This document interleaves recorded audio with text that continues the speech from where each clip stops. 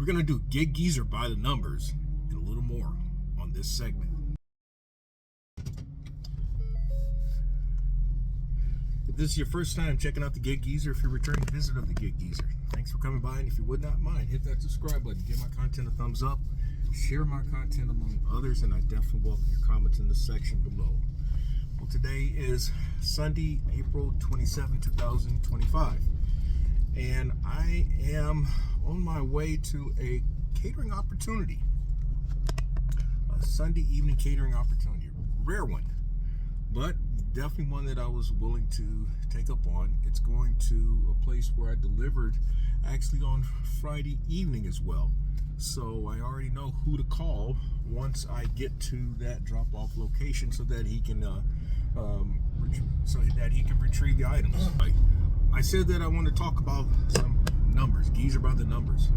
And the numbers that I'm going to share with you are not dollar signs, dollars and cents, but I'm going to share numbers with you in terms of delivery opportunities and just showing you how over the course of the last couple of years, namely if I'm making a comparison from April 2023 to April 2024 to April 2025, you'll see how I've managed to add other components to my business operation, but also become less dependent on one set of and so you also see how I've become less dependent upon one component of my business operations. Starting out, I've always said that my business, at least back in 2023, I articulated that my business operation was gig food delivery apps, which is what I transitioned from having operated a F-150 prior to getting this spreader-sized cargo van, and before I got the box truck. The other facet was last mile gig delivery apps, and then I added brokered opportunities / low board based opportunities / expediting opportunities. Much of that was based on my getting this van, and again since then adding the box truck. The other component that I've since added is the cash game, and that I started talking about cash game more so in 2024, and I've begun to see some opportunities come to reality in 2025. So here are some numbers that I want to share, and then I'm going to give some explanation of these numbers, and then I'm going to go off into something else that I think is somewhat pertinent with this conversation. Back in April 2023, I completed during the month of April 93 gig food delivery opportunities, of which 7 were catering. I completed 47 last mile gig delivery opportunities and 7 brokered / low board / expediting opportunities. So altogether, I completed somewhere in the neighborhood of 150 deliveries in April 2023. In April 2024, I completed 39 gig food delivery opportunities, of which 5 were catering. I completed 50 last mile gig delivery opportunities, and then I completed 11 brokered / low board / expediting opportunities. So altogether, in the month of April 2024, completed 100 deliveries. So far in April 2025, I've completed 24 gig food delivery opportunities, of which 11 have been catering, 15 last mile gig delivery opportunities, 16 brokered / low board / expediting opportunities, and then 14 cash game opportunities. So you see a little difference there, and that comes up to 59 delivery opportunities. Now, what are the numbers telling me? They may not be telling you anything, but what are the numbers telling me? There's an argument that can be made that you always should be working to diversify your earnings opportunities. Always working to diversify earning opportunities. You don't want to get caught, in effect, with your pants down, where you've become overly dependent on one particular earning opportunity. It happens, but that's something that you don't want to see happen. And depending on what you're doing, you don't have to depend on a heavy volume of opportunities to make money. So what I'm getting at is this month I've had 16 brokered opportunities, 16 broker / load board based / expediting opportunities, 14 cash game opportunities. When you look at those numbers, it's not a lot. But if I were to tell you what the numbers were, you'd be like, oh shit, man, you're not doing bad there.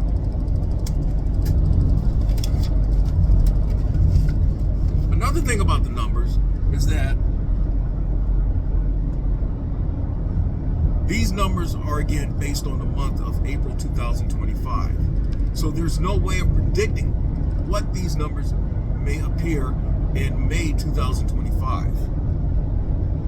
And the catch to all this, again, is that you can't predict these numbers. You can't predict opportunities.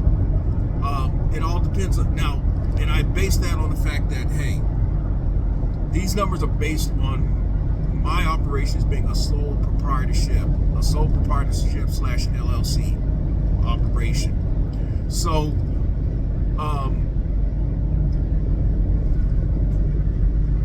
based on what I'm doing, I've often given this term that I eat and kill what I do on a daily basis. Literally, I'm literally eating and killing what I'm eating what I kill on a daily basis. So I have to get my old ass out here when I do go out here and make things happen. I've shared that, hey, it'd be nice to have things set up, but there's no guarantee that what you have set up will actually come through.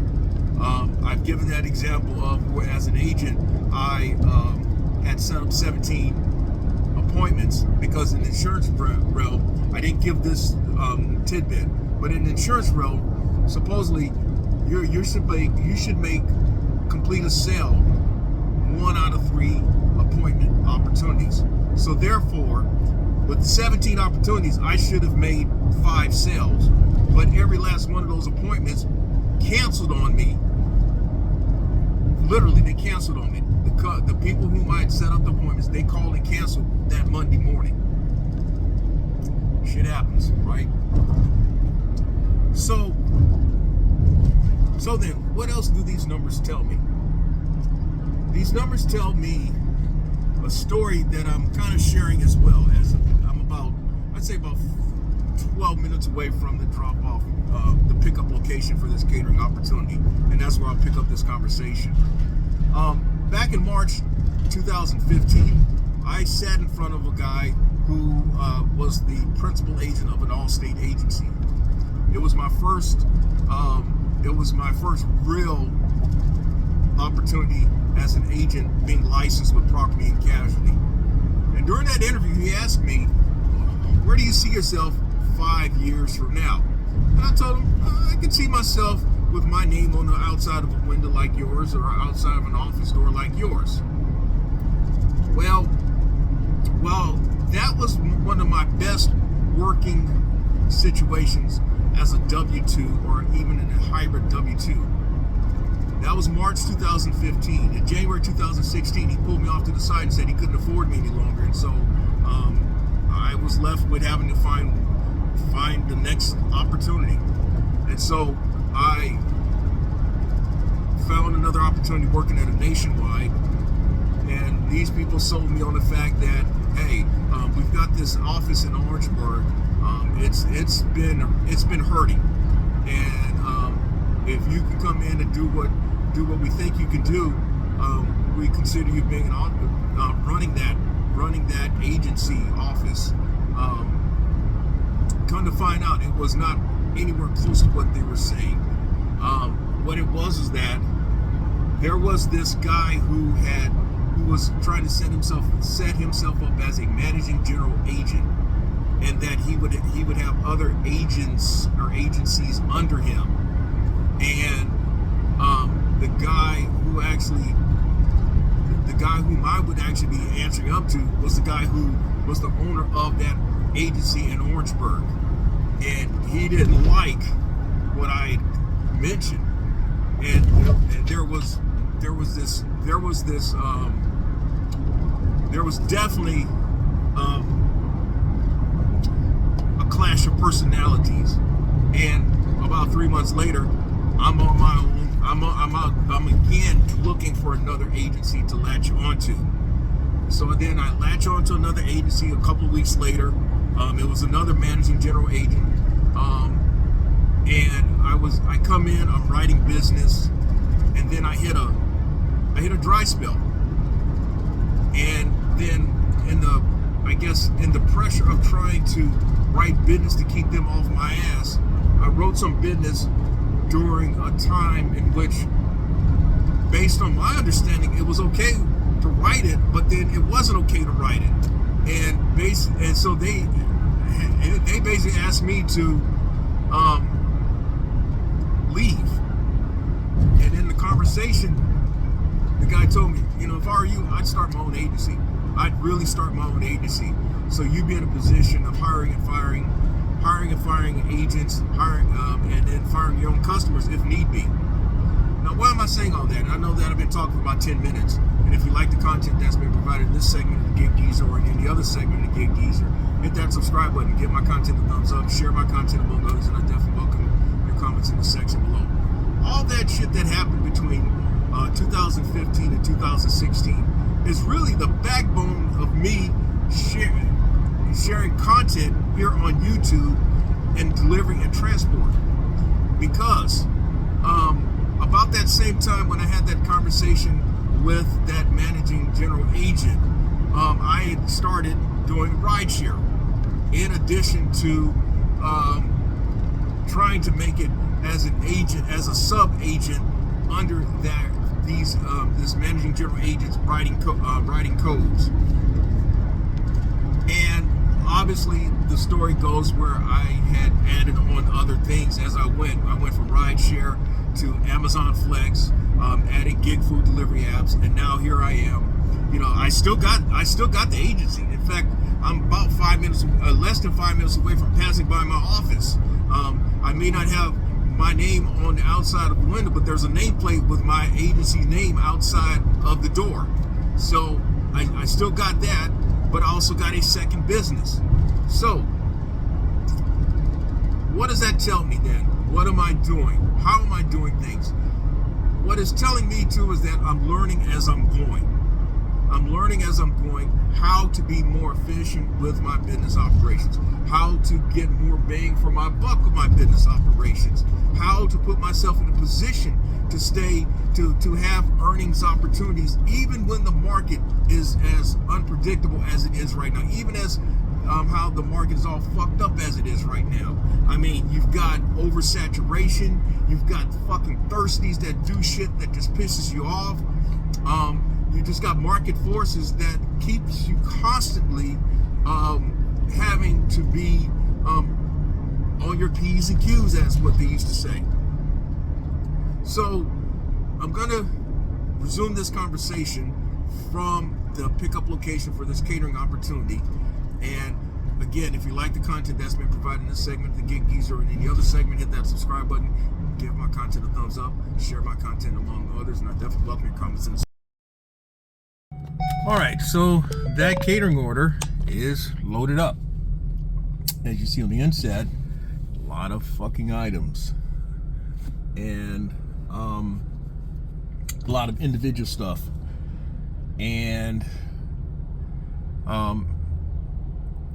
I'm glad that I keep that tub with me for catering orders, because that tub has saved me on a few occasions when I've had a lot of items.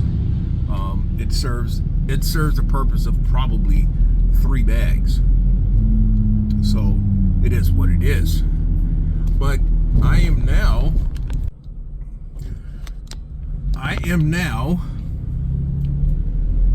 roughly 10 minutes, given how friendly the traffic signs are for me, about 10 minutes away from the drop-off location. And my week in terms of delivery opportunities, one of 16, if memory serves me correct, for this week. Now, so far this month,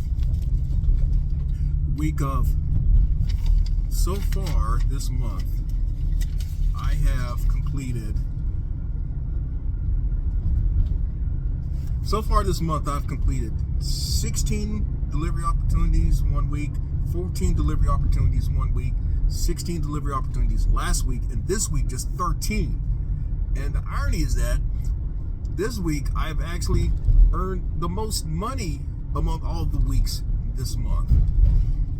And but again, the numbers they're not always going to play out the same. To say that because I have had fewer deliveries, I earn more money, that's not always true. It's not always true.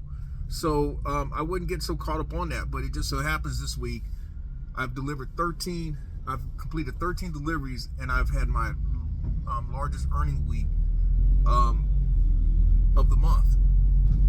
In fact, it's my largest earnings week of the year.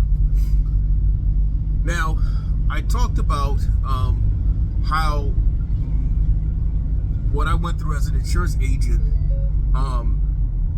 between 2015 and 2016 is really the background to my doing delivery and transport now in 2025, basically 10 years later.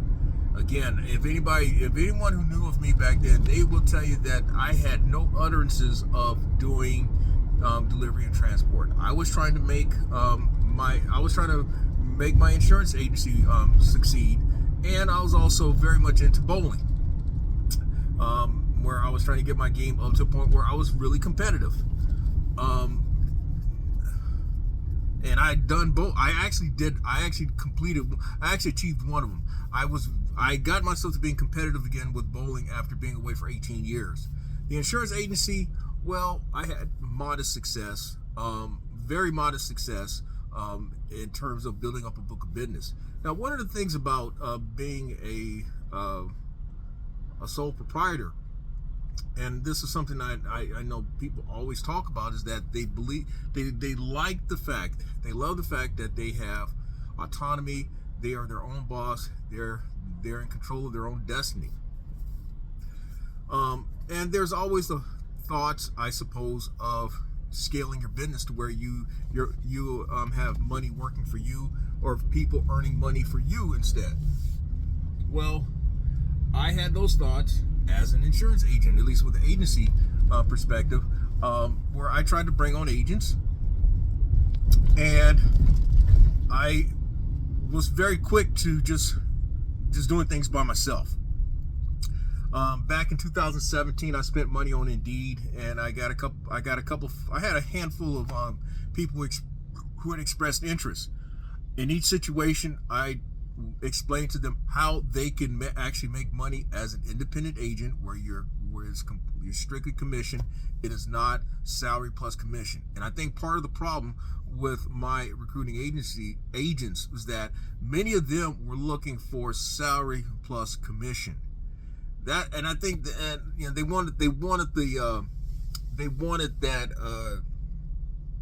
they wanted supposedly the stability of salary plus commission. And salary plus commission, it really is the biggest reason why you end up having so much turnover at a lot of places, because payroll is one of your biggest expenditures when you're in business. After payroll, depending on the size of the business, it's going to be your insurance, be it your commercial insurance or health insurance and the ancillary benefits that go along with having employees. And I can tell you from experience how agency principals turn on you. I mean, you come in, you write business, and you're on this hot streak, and then all of a sudden you run through a cold stretch where you're struggling to find business, and they're ready to get rid of you fast because you are a pull on their expenses. When you're not bringing in money and they're still having to pay for your base salary, they don't like that. But anyway, so I explained to them, like I showed them that you can make more as an independent agent, strictly commission, but it's going to take some work to get there. can you tough it out? And that's the question. Can you tough it out? It's the same thing with delivery and transport. You come in, you see examples of people making it, just showing how, hey, I made $500 doing this. I made $1,000 doing that. I made $300 doing this. Well, not everybody comes in making that type of money. Not everybody comes in making that type of money. So it's very easy for people to become discouraged. It's very easy for people to say that folk are full of shit. But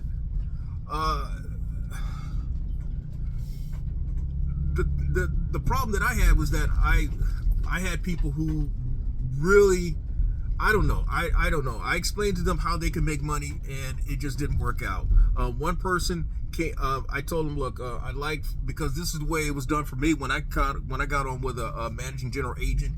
He wanted to talk. He wanted me to interview, but he also wanted me to come in with a business plan. Show him my business plan. And so I asked the same thing of that person, and she comes in with a sheet of paper, something that was not a business plan and was written in pencil. So that should tell you how she succeeded with me. She did not succeed whatsoever. Another person whom I talked to, well, he basically wanted to be the chief. I mean, hell, I should have just, basically, he wanted somebody to hand him the business, basically. Hand him the fucking business, and he collect the money. Well, I never spoke to him again, so I don't know what happened. How does that translate into delivery and transport? You got people who really are caught up into the fact that, hey, they are in business for themselves, and they're driving around pimping and cruising, and then when things get bad, they don't know how to react. They don't know how to work through it. I mean, I'm not saying this shit is easy. I've communicated many a times how I've had sleepless nights. The stress of keeping things going as I have isn't part of the reason why it led me to the hospital in December of last year. That's part of the reason, the stress of keeping this shit going. And with all the stuff that I got on my plate, I have to make things happen. So I'm here at the drop-off location, and I'm going to wrap up this particular segment of the Geezer after handing over these items. All right, so I'm done with the delivery drop-off and for the week.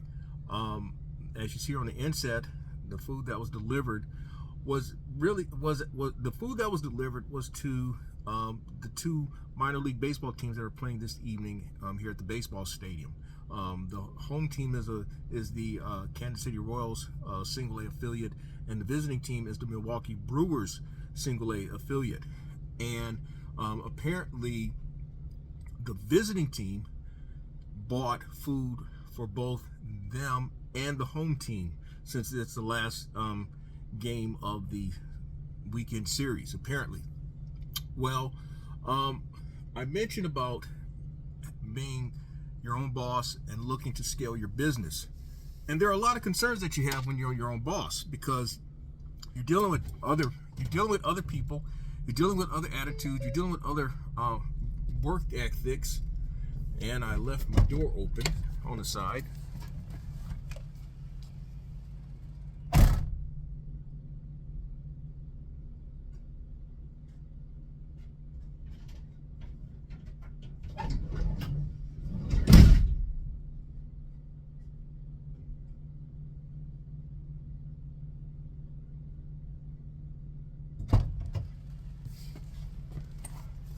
All right, well, we're back. All right, so sometimes you don't always close the side door like you should. Well, I mentioned before dropping off where I had someone who basically was looking for somebody to just hand him over the fucking business and let him run it, and he not do any work in the process. But I think what it was is that he really wanted to have his own agency. He'd rather not work under somebody, but he had the wrong attitude about going about doing things. No surprise there. The other person just wasn't cut out for insurance. looking for a salary, mostly a salary, and not having to do a lot of work. When you are your own boss, there's a lot of work involved, and I think people don't realize that until they're out here doing it. I mentioned about how when things get tough, what do you do? How do you respond? Now, when you have employees, when you have staff and people, working under you, or in the case of delivery and transport, you may have a support staff and drivers working under you. You've got that headache. You've got that stress of having to have money come in to pay the people who are supposedly working for you. The shit never ends. So, you talk about running your own business. You talk about having these big dreams. I think the thing is that you have to do things incrementally. It's not going to be accomplished overnight. It's just not. I mean, for me to be where I'm at right now, it's been basically a 10-year process, a 10-year evolution. Me trying to find the best situation or situations that in which I can thrive. And apparently delivery and transport has been the most successful and maybe rewarding, even though it is not really. If somebody were to test my skills, you will find that I'm very competent when it comes to oral and written verbal and written communication skills. In fact, more than competent. And then my mathematical and critical analysis are more than competent. And so you would not think that I would be somebody who would be slinging 60-pound bags of cement and lifting 45-pound sheets of sheetrock or 45-pound sheets of plywood. I can understand how people would not see that in me, but sometimes you do what you do. I mean, I'll throw this in. My father had his own trucking business for 25 years. That was something that he always wanted to do. I had no fucking interest in delivery and transport. None. Zero. Just like what I mentioned earlier. 10 years ago, this was furthest from my mind. I'm thinking about building my insurance agency and bowling. I'm trying to get my game together where I'm competitive and all, which I became competitive in 2015, where I won a couple of tournaments and was keeping up with the scoring pace at PBA regionals. And then indirectly with some customers that I deal with on from a delivery and transport side, it's related to my mother's what she did for 25 years, and you could not have told me that I'd be dealing with those people as well. I mean, hell, I had an invitation to go into that business and turned it down because I had an opportunity to go back to school. It is what it is. But yeah, you don't know what you're going to be doing. You just don't know what you're going to be doing in life, and you don't know how things are going to come your way day in and day out. That's what I'm getting at. And the person who thrives is the one who at least makes every effort at being prepared for whatever comes their way. And in preparation, it does portend to some anticipation of things to come. But those things, being prepared and having that sense of anticipation only comes with time and experience. So with that, if you like the content that's been provided in this segment of the Gig Geezer or in any other segment, hit that subscribe button, give my content a thumbs up, share my content among others, and I definitely welcome comments in the section below. I'm in Wood Lane. As always, may your grind and may your hustle continue.